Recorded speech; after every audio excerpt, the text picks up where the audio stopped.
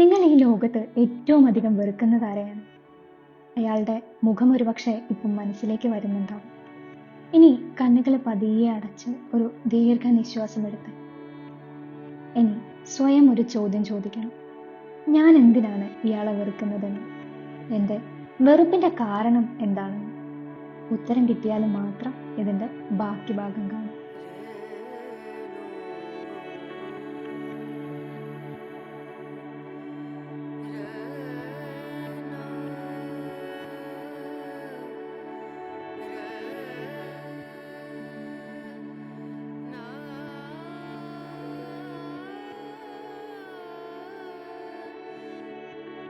നിങ്ങളുടെ വെറുപ്പിൻ്റെ കാരണം ന്യായമായിരിക്കും.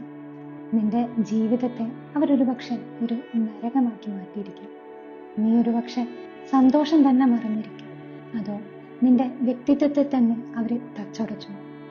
നിന്നെ അറിയാത്തിടത്തോളം കാലം നിന്റെ സങ്കടവും എനിക്ക് പ്രവചിക്കാൻ പറ്റില്ല. നിന്റെ വേദന എന്ത് തന്നെയായാലും ഈശ്വരൻ അതിന് ഒരറുതി വരുത്തില്ല. നിന്റെ മുറിവുകൾ എന്ത് തന്നെയായാലും അത് ഉണങ്ങട്ടെ. മുറിവുണങ്ങണം എന്നുണ്ടെങ്കിലും അത് ചികിത്സിക്കേണ്ടതില്ലേ?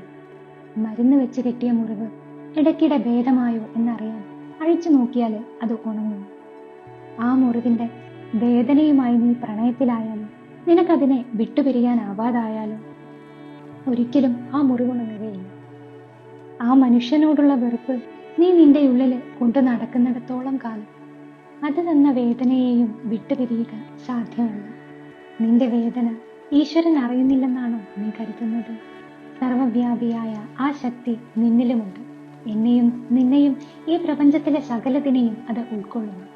നിന്നെ വേദനിപ്പിച്ചവർക്കുള്ളിലും ഇതേ ശക്തി സ്ഥിതി ചെയ്യുന്നു. നിന്റേതെന്ന പോലെ അയാളുടെ മനസ്സും അദ്ദേഹം അറിയുന്നുണ്ട്.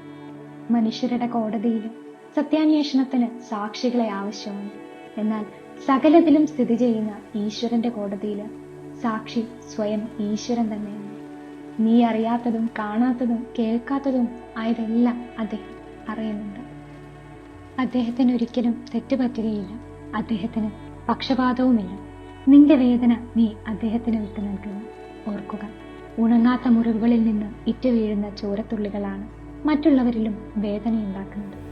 നീ ഏറ്റവും അധികം വെറുക്കുന്ന ആ മനുഷ്യൻ അയാളുടെ മുറിവുകൾ ഉണക്കിയില്ല. ആ മുറിവുകൾ നൽകിയ വേദനയാണ് ചുറ്റുമുള്ളതിലേക്ക് അയാൾ പകരുന്നത്. അയാൾക്ക് യഥാർത്ഥത്തിൽ നിന്റെ വെറുപ്പല്ല, ദയയാണ് ആവശ്യം. ഇന്ന് നീ ഈ വെറുപ്പ് നിന്നിൽ നിന്ന് അകറ്റാതെ ഇരുന്നാൽ നീയും നാളെ മറ്റൊരാളുടെ വെറുപ്പിന്റെ വേദനയുടെ കാരണമായി തീരും. ഇന്ന് നീ വെറുക്കുന്നവനായി മറ്റൊരാളുടെ കഥയിൽ നീ മാറ്റപ്പെടും. ആയതിനാൽ നീ നിന്റെ മുറിവുകൾ ഓർക്കുക. നീ നിന്റെ നീതി ഈശ്വരന് അർപ്പിക്കുക. അദ്ദേഹത്തിന് തെറ്റുപറ്റുകയില്ല.